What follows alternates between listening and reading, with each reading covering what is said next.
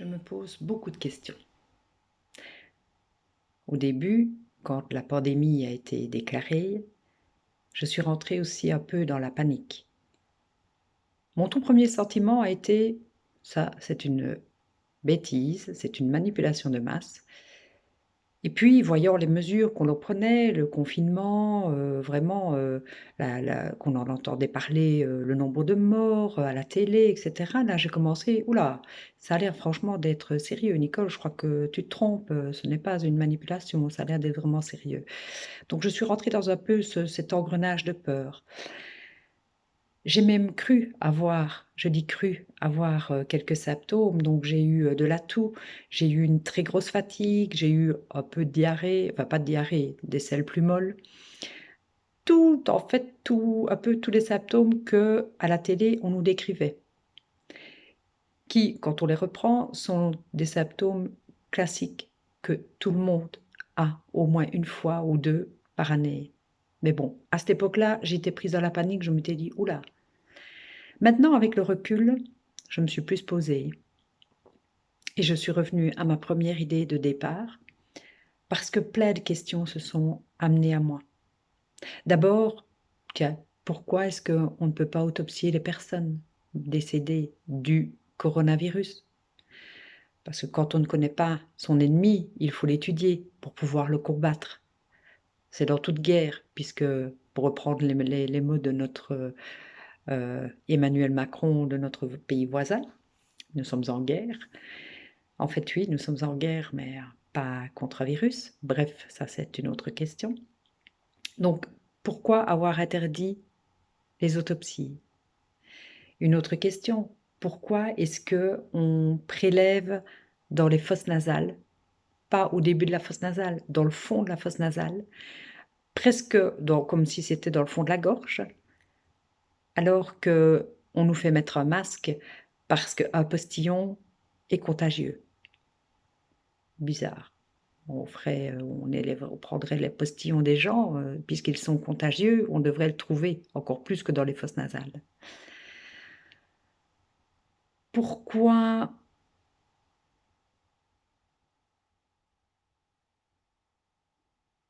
interdire aux gens de se toucher? Pourquoi interdire aux gens de se divertir? On a compté aussi sur la peur. C'est vrai que nous avons eu un pic de mort au mois de mars-avril, mais avec le recul, je n'entendais plus parler de morts de cancer, de morts de maladies cardiovasculaires, de morts de diabète, de morts de tabagisme, de morts d'alcoolisme. On n'entendait plus parler que de morts de Covid. Là, moi, ça m'a interpellée. Je me dis, où sont passées les autres morts? Alors j'ai commencé à discuter avec des personnes dans le milieu médical qui me disaient, oui, on n'a plus d'autres morts. Tout le monde est catalogué Covid. C'est interpellant. Pour tout un chacun qui ne regarde que la télé, qui n'a pas l'occasion de parler avec des personnes de terrain, c'est angoissant. Et puis alors j'en suis revenue à mes symptômes. Ben oui, nous étions en hiver, j'ai eu un rhume, d'un peu de tout, que j'ai soigné comme les autres années avec un peu d'afébrine. Et j'ai pris du Ravinsara, j'ai pris de la vitamine C. Ça est passé en 3-4 jours. Et puis j'ai eu, alors 2-3 jours après, une très grosse fatigue. La fatigue à ne pas savoir tenir debout. Oh. Mais là aussi, l'explication, c'est que j'étais tellement sous pression que mon corps, il a dit: «Merde, maintenant tu te calmes et tu te reposes». Ce que j'ai fait, j'ai écouté mon corps. J'ai dormi entre 20 et 22 heures et pendant cette période, j'ai mangé une carotte. Le lendemain, ma fatigue avait disparu. Et puis avec les collègues, on s'est aperçu que: «Oh, j'ai perdu l'odorat». Mais alors encore un symptôme en plus. Mais avec le recul, chaque fois que nous avons un rhume ou une grippe, un état grippal, c'est une défense naturelle du corps. On perd l'odorat et le goût.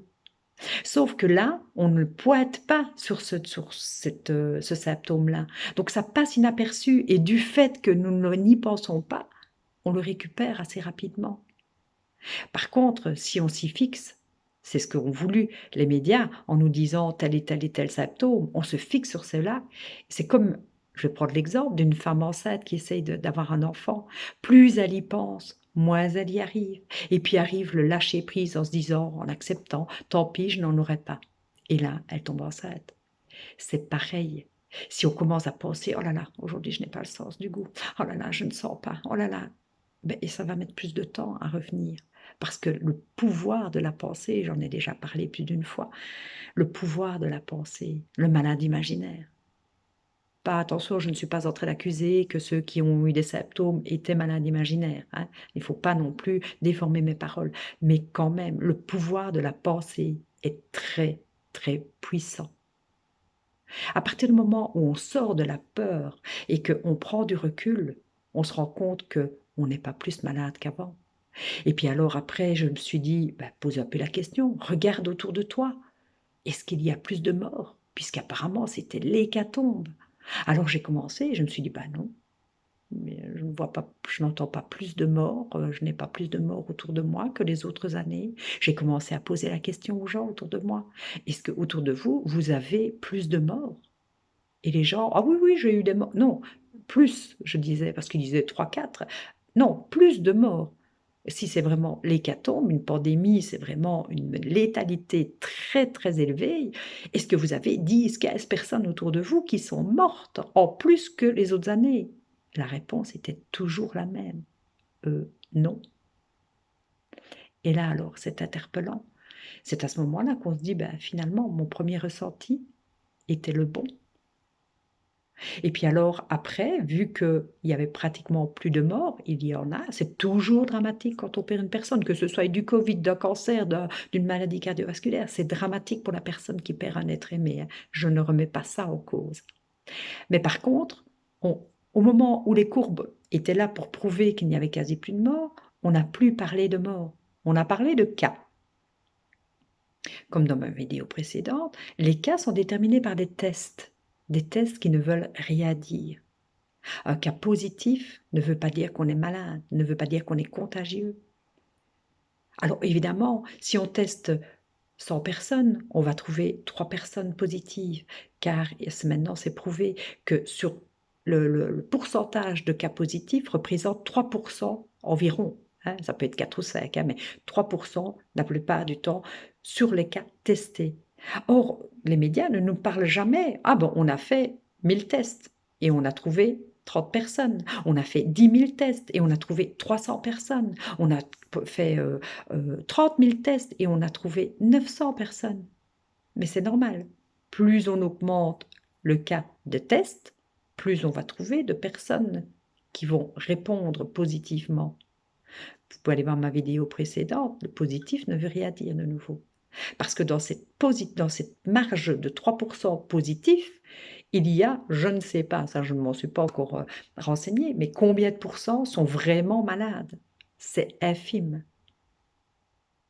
Et pourtant, on nous met des mesures liberticides, on ne peut pas sortir, on ne peut pas voir ses voisins, on ne peut pas toucher, on ne peut pas s'embrasser, on ne peut pas aller faire un câlin à sa mamie, sur des mesures qui ne sont pas des références pour déclarer un état d'urgence. L'état d'urgence est mesuré sur la létalité.